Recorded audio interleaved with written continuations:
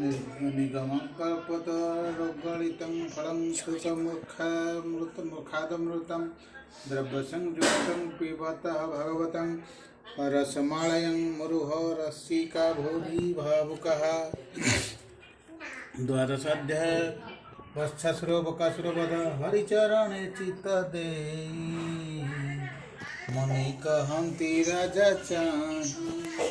शुण सुमन महिपाल गोपरे सुभिला चहारी भांगिला बेनी वृक्ष पड़ी सुभिला मेघ गड़ घारी भय कंपई थर हार गोपाले होइले बहारा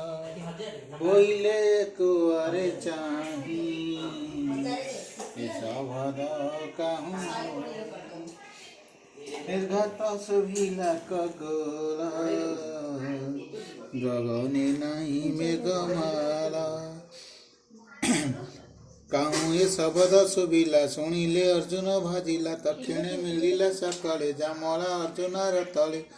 कहती भाजिला के मंथ पवन कहीं बलवंत शस्त्र छेदिला के ही नहीं भीतर पोक जे न खाई किंपा पड़िले मही तले बेनु अर्जुन एका बेले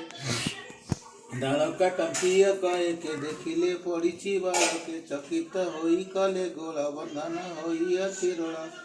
के नारी कला एड़े कर्म चिन्हिला जशोदा नंदन बालके वृक्ष तले थिले गोपाल मानकु कहिले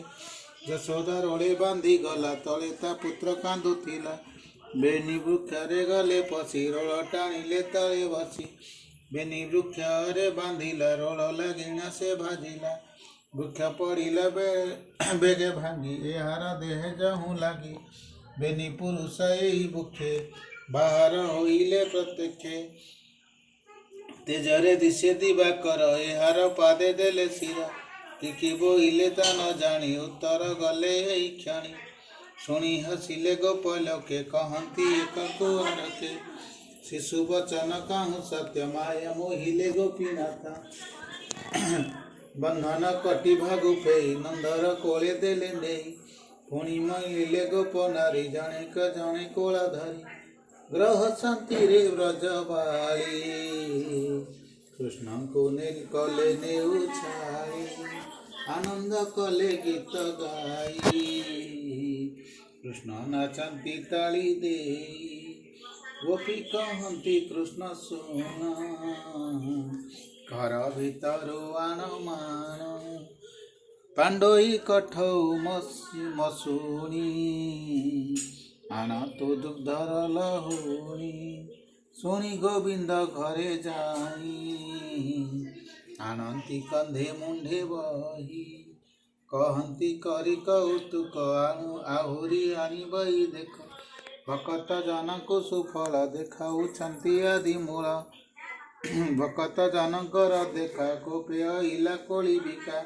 डाकई कोली कोली बोली कन्ने से बिले बल माली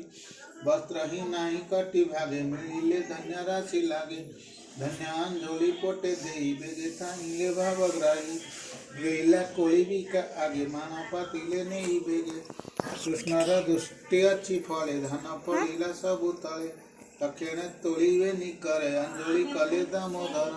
फल पुराई देला कर कहती प्रभु चक्रधर भांडे तो अच्छी केते फल टेकी चाहिए आदि मूल रत्न होइला तक्षणे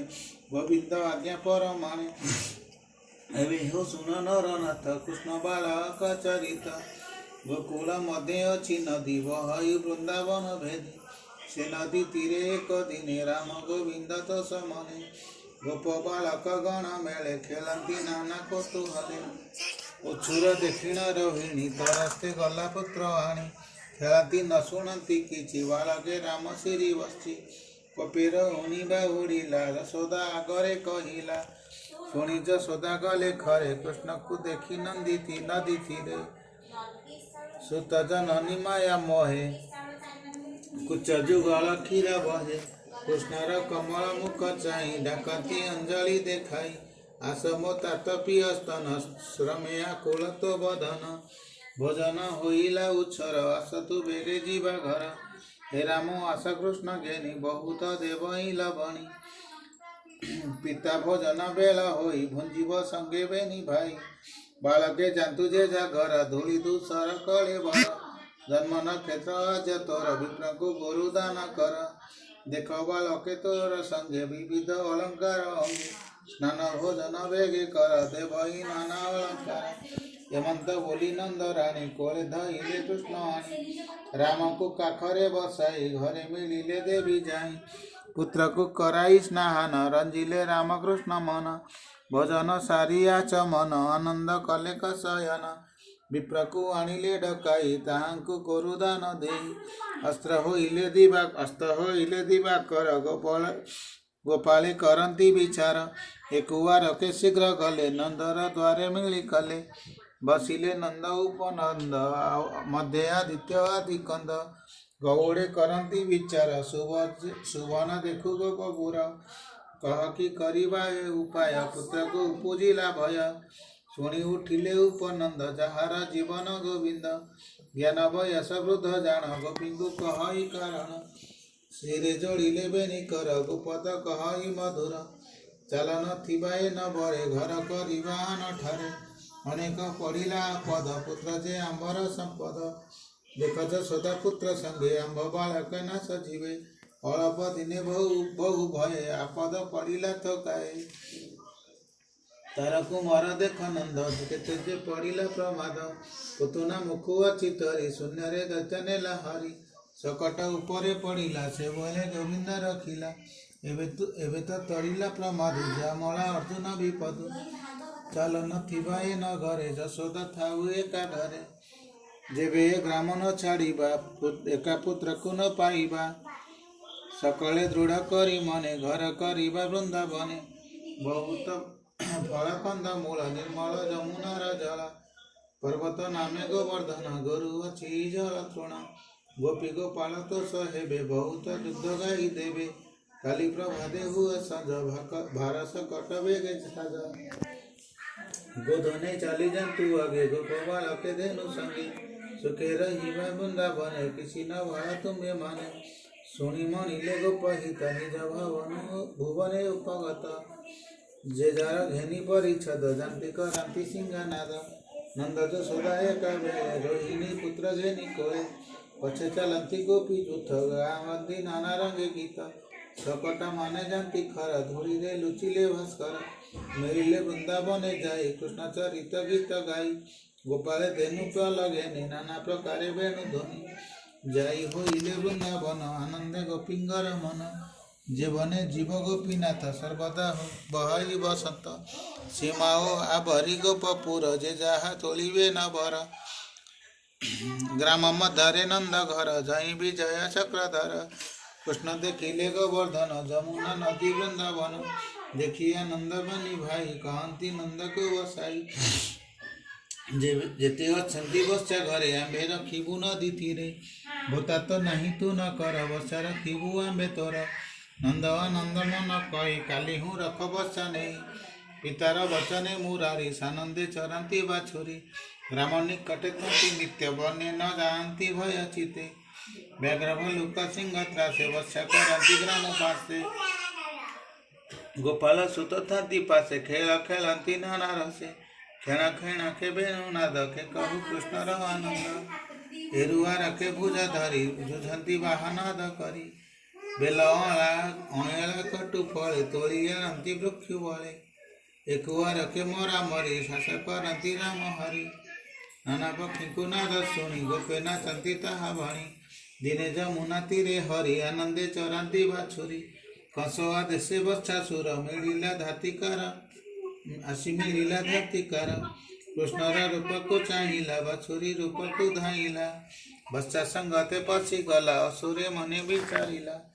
निकटे मिलिला मोहर पादे करिबे शतचूर हेमंते राक्षस विचार जानिले प्रभु दामोदर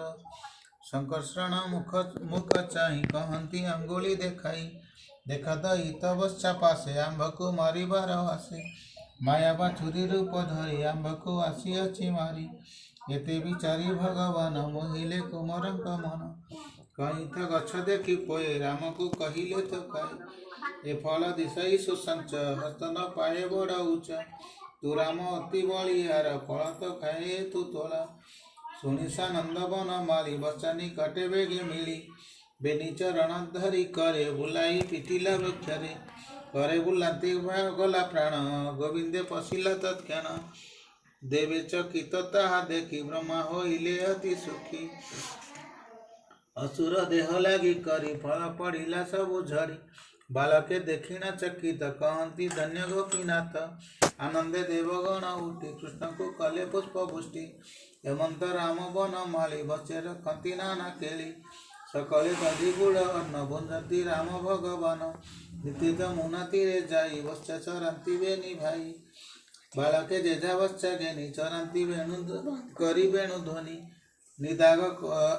काला खरा बेले मिलिले जाई नदी कूले बच्चा को पियाई बहन सकल कले जल पान कंसर मित्र बकासुर साथी रे भक्षी से नीरव कृष्ण को देखी कामर भी क्षण के देह व्यापी निज स्वभावे महाकाय देखी डरिले गो बपोए एवने एड़े बड़ बक थाई कहती राम को देखा गोपाल बालके प्रशंसी पर्वत खंड प्राय दिशी तासे धाइले नदी तीरे देखी धाइला बकासुर भरस बद बेगे कला तक्षणे कृष्ण को गेलिला कृष्ण न देखी गोप बाले ढली पड़िले मई तले उठिन करंती रोदन चकिते चाही छन छन बकार तालु मूले थाई ताहाकु जानिले भावग्राही दासवत्सल नर हरि बेगे अनल रूप धरी तप्तलु हरजने तेज ताकु दहिले देवराज तक्षण घोरनाद करी कृष्ण को पकाई दुगारी धीरे चाहिला बकासुर सुंदर दिशिला शरीर पुणी विचारु अच्छी मने याकु मारिबी केसने ए बड़ सुकुमार पिंड तुंडे करी खंड खंड विस्तारी बेनी पाटी तोली बेगे धइला महाबली शून्य देखती देवगण आगे होइले नारायण करे धइले बेनी पाटी असुर न पारिला उठी